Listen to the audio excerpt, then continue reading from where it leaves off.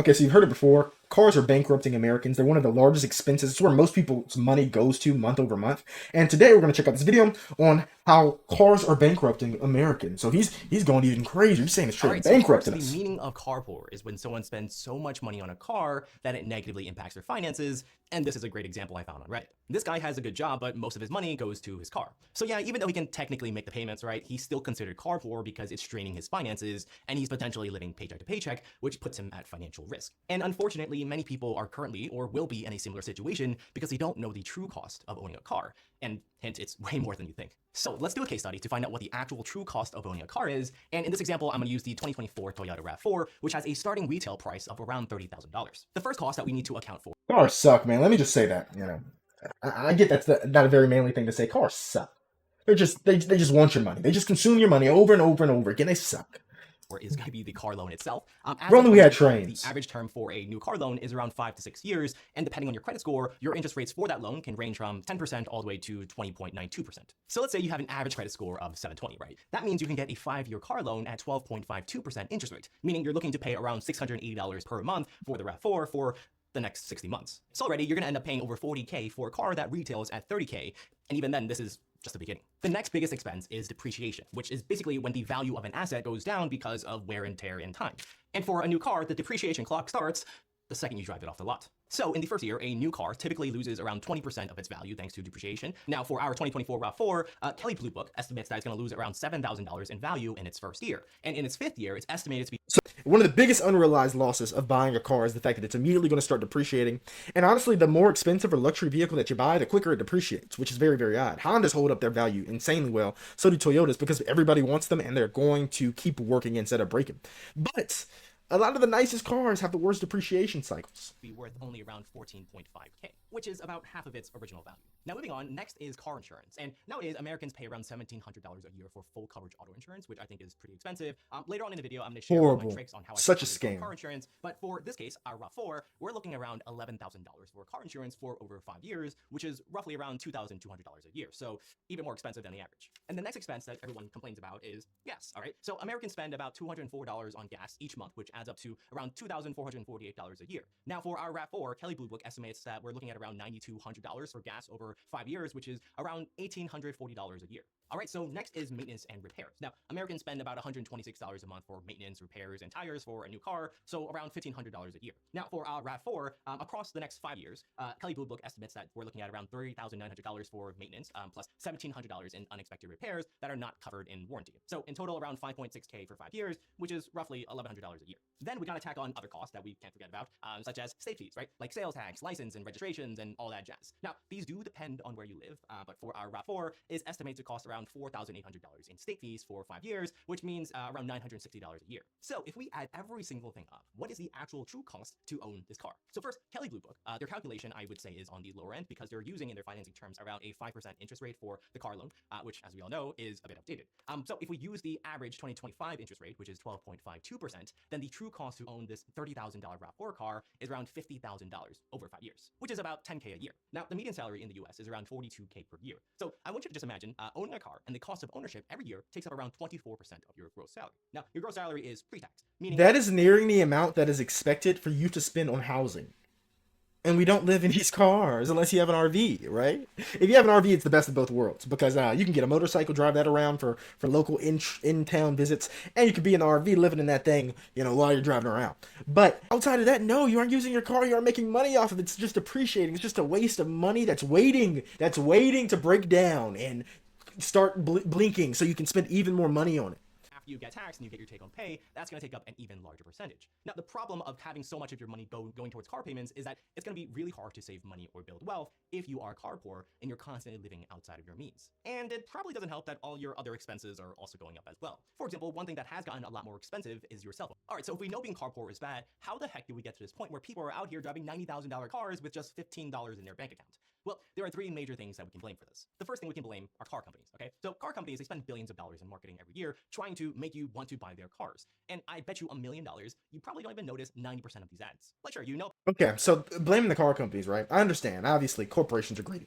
But they're going to try to make money no matter what. If regulations aren't in place or incentives aren't in place to make cars cheaper, then they aren't going to make them cheaper. And that's the bottom line. The tariffs aren't going to help with your car prices. And outside of that, there's no incentive to build smaller cars. People keep buying larger and larger ones that cost more and more. And they keep cramming luxury features in there that nobody asks for and nobody wants. Now, I say nobody directly asks for them, but they want them with their pockets. They want them with their wallets because they continue to buy the cars. And they continue to buy the cars that they don't need with the most features that are the absolute biggest, that take up 4 cars worth of space on every single lane, that are 12 feet tall, that are 18 feet wide, monster trucks and monster SUVs that ruin the environment, ruin the world, ruin the United States of America, ruin the country as a whole, and absolutely ruin everybody's pockets because they're only cars that are available. And a lot of car companies aren't even selling small cars or SUVs or sedans anymore because they know they can make way more money off the SUVs, and people continue to buy them. Now, the reason I say the blame is not completely on the car companies because people continue to buy these cars. One, right? Because they speak with their money. And two, the US regulations that allow car companies to start or begin require so much capital that small people can't create small car companies in order to offset this price of extremely expensive cars. There are so many advantages and incentives towards the large car companies that you can't just go out and start your own car company. I'm sure you've thought about it, right? If you like cars at all. I'm sure you've considered it. I considered it just because I don't like cars, right? But the cost, the barrier to entry to starting a car company is so high. I mean, even just the idea that with the safety testings and ratings, you have to crash one of your cars into a wall multiple times and allow one of your cars to get destroyed in order to get a safety rating before you can put it on the road. The amount of regulations around cars is what forces cars to be so expensive and ultimately makes so little affordable vehicles exist in our country. I think in India, there are cars for sale that are like $5,000 that have 2-liter engines that can get you from A to B and are going to last you a decade. It's insane. It is literally insane that the cars or the average car price is so high in the US. Okay, I'm done with that rant. I'm done with the rant.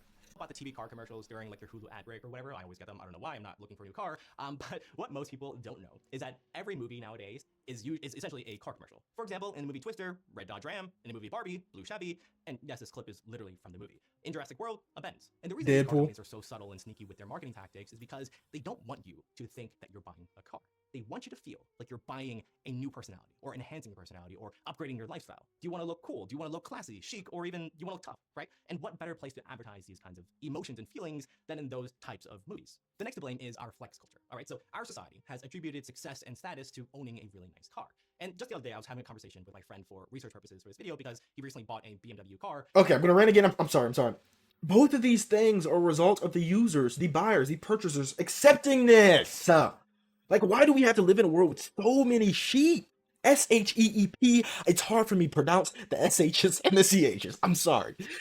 We live in a world with so many sheep that they're going to continue to buy these cars no matter how expensive they become. Like, you're only an idiot if you think that your car is a sign of your financial well-being or your success in the world, if it's something that you can't afford. And the number one buyers of Mercedes and BMWs, the African-American community. Okay, I'm going to try to stop the rants, I promise. Let's get into this. And he said, and I quote, he got it because it gets the girls. And I just looked at him. Like, what? But can we blame him, right? We get pressured everywhere we turn. On social media, if you look up #newcar, you can see a ton of pictures of people flexing with their ride, or even with our neighbors, our friends, and our coworkers, right? There's actually a really interesting study that I found that when one of your neighbors, right, they win the lottery, people in the same neighborhood, they will buy a luxury car and even risk going bankrupt to get it. And this is all thanks to our flex culture, right? Because people hate feeling like we are doing less well than those around us. And, you know, it sounds silly, right? It sounds really silly when I talk about it now, but honestly, this happens to the best of us. We, as humans, are hardwired to compare ourselves to those around us. All right, so the next thing to blame, car salesmen. All right, I'm sure you agree. Car salesmen, they use shady tactics and tricks to get you to spend as much as possible without even realizing it. Like, when I bought my car around... Bro, really? Okay, I was a car salesman in the past, but that's not why I'm defending this at all. That is so fucking stupid. Every human being in the United States of America has access to the internet or a phone or a public library where they can access a computer. You can do 5 minutes to 10 minutes worth of research to figure out whether or not you're getting scammed on a car price, one, and two, whether or not the interest rate on the vehicle that you're about to get is justified for the amount of money that you have. The car salesman can never force you to take your money out and give it to him. And if everything is not in place, and if you read that contract and there's something that's not right, you could get right in front of him, you can take that contract outside, and you can light it on fire with a match. And he's not going to do anything. Nobody's going to do anything. Nobody, no car salesman is forcing you to buy the Toyota RAV4 with all the extra whistles and shiny extra chrome and the super gas saving edition that's $65,000. It's your power. Like, you had the power. You had the ability to purchase this or not. 10 years ago, right? I remember the salesperson kept trying to steer the conversation to what monthly payment are you comfortable with, rather than talking about the overall total price of the car. And in retrospect, I kind of now know why, right? And it's because it's easier for people to say yes to paying, let's say, $500 a month for a $30,000 car than saying yes to paying $30,000 for a car flat. And if salespeople think that even $500 a month is too much money, no problem, all right? They're just going to stretch out the length of the loan even longer from 72 months to 84 months or 96 If months. they can. So now you are just paying $350 a month for the car, right? And sure, you are going to pay less in monthly payments, but you're going to end up paying a lot more in interest. So now, what can you do, right? How can you enjoy owning a car without letting it own you? There are a bunch of different strategies, but these are the 5 easiest things you can do today to potentially save thousands of dollars, and they apply whether you already have a car or let's you are see. looking to buy a car. First, if you already have a car, one of the biggest expenses that people often overlook is car insurance. Because many people don't know this about car insurance, but it's just like another bill, like your phone bill or your internet bill. Meaning, one, your rates will always go up. No, it's a scam. It's a thing that if it works right, you will never have to use. It is the biggest scam ever. Car insurance sucks. It's already been up 60% in the past 4 years for certain areas. But more importantly, number 2, you can negotiate your car insurance rate. And a trick that I use to save a lot of money on car insurance is that I will mark down on my calendar every 6 months to a year. And on that date, I'm going to go out and shop for different rates at different car insurance providers, right? And I realized that places will offer you similar or equal insurance to your current provider and will undercut the prices to get you to sign on as a customer. Nowadays, instead of just like calling around, I use an online comparison tool to do all this for me. I filled this out like last year, literally took me a minute to do, and I ended up saving a couple $100 already. If you're interested in the tool that I use, I'll leave a link in the description down below. The point is, if you're My God, 2 sponsor breaks in one show, one episode. Next, learning basic car maintenance on YouTube can save you a ton of money in the long term, and it's also really good to know in case there's a zombie apocalypse. Shout out to The Last of Us Season 2. Is anyone watching it? So for example, an oil change can cost you around $100. No, I'm not. In New York, and usually you want to do it twice a year depending on how much you drive, right? So let's say you're going to be driving for like 50 years, and throughout your lifetime, you're going to be doing around 100 oil changes, give or take, which is going to cost you around $10,000, assuming the price doesn't go up, right? So if you just spend 30 minutes, right? Just 30 minutes learning how to do it on YouTube once, you can easily save $10,000 throughout your lifetime. Now, other simple things that you can easily learn online. I talked to this girl for a little second once, and she knew how to change the oil on her own car, which I don't even know how to do. Well, I didn't know how to do. So attractive. Such an attractive thing. I learned it online, and I am not a car person at all. But other things such as replacing air filters, your windshield wipers, your car batteries, rotating your tires, I haven't done that yet, or replacing your bulbs. The point is, over time, doing this yourself can lead to multiple tens of thousands of dollars in savings alone. Next, and this is going to save a lot of money, but if you are looking to buy a car, buy the car used at its optimal time. So what does that mean, right? So looking at the car depreciation curve, the optimal time to buy a used car is within the 5-year range, at the 5-year range. At this time, this is when the car already has most of its depreciation already happening, right? It's already built in, and which means you would pay less in sales taxes, it's gonna be cheaper to insure the car, and within the 5 years, it's still relatively new enough where it's not gonna require as much maintenance and repair costs and expenses. And of course, different cars are gonna have different depreciation time curves, but the point here is buy a used car if you wanna save a lot of money. And I know, right, that new car smells pretty damn good, but heck, just buy a new car smell air freshener or spray. They're like 10, 15, 20 bucks, and you save tens of thousands. Next, moving on, 2 car buying rules that you should be aware of so you don't get screwed over and fall victim to being a car poor.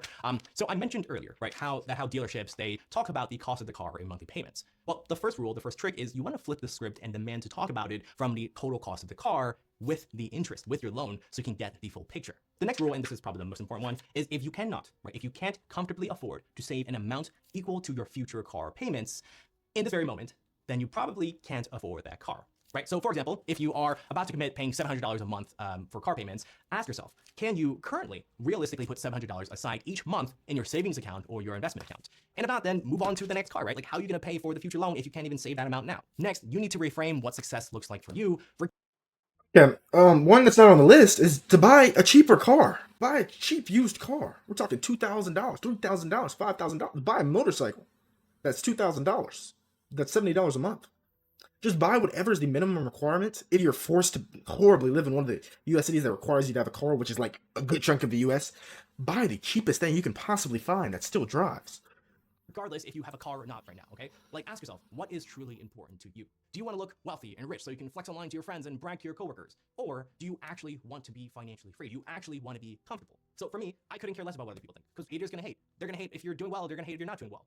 For me, success, financial success for me is having enough money to do what I love where I want and when I want to do it, right? That is the meaning of financial freedom for me. And once you know what success means to you, you're not going to fall and succumb to flex culture anymore or trying to impress people that don't matter. That's You're gonna start good, realizing Vincent. that every dollar that you don't shove into an excessive car payment is a dollar towards those dreams. And that, my friends, leads me to something that you've got to start accepting. Is that even if you are trying your hardest to save money or to avoid being car poor, sometimes it might feel like you're not doing enough.